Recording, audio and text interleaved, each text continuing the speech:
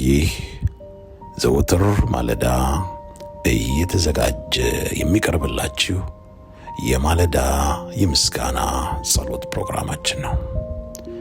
የማለዳ ምስጋና እናምናለን አዲስ ነገር እናያለን። እናምናለን ከዚህም የሚበልጥ ነው። እናምናለን አዲስ ነገር እናያለን። እናምናለን ከዚህም የሚበልጥ 17 ሰላም የተወደዳችሁ ወገኖቼ ሆይ የጌታ ጸጋና ሰላም በያላችሁበት ይብዛላችሁ። የተወደዳችሁ ወገኖቼ ሆይ ቸር የሆነው ጌታ እንደገና በእድሜያችን ላይ አዲስ ማለዳ ጨመረልን። ክብር ይገባዋል።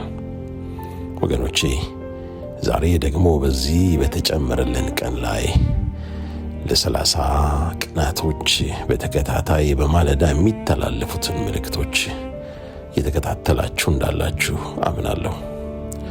ዛሬ 17ኛ ቀናችን ላይ እንደደረስን ታውቃላችሁ ወገኖቼ። ዛሬ ደግሞ በዚህ በ17ኛው ቀን ላይ የምንነጋገርበት ርዕስ ምስጋናና ደስታ የሚል ይሆናል።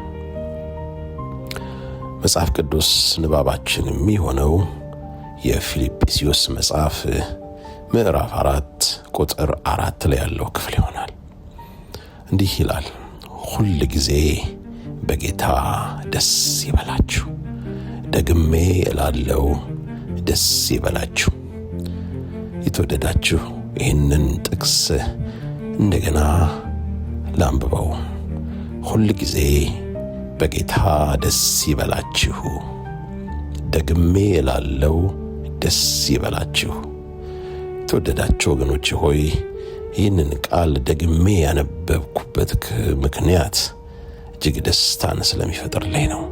ምክንያቱም የደስታችን ምንጭ የሆነው ኢየሱስ እንደሆነ፣ መጀመሪያውም እሱ መጨረሻውም እሱ እንደሆነ ጳውሎስ ለፊልጵስዩስ ክርስቲያኖች የነገራቸው ቃል ስለሆነ ዛሬም ለእኛ ለክርስቲያኖች እጅግ ደስታችን የሆነውን ጌታ ሁሌ በሱ መደሰት እንዳለብን ልናውቅ ይገባል።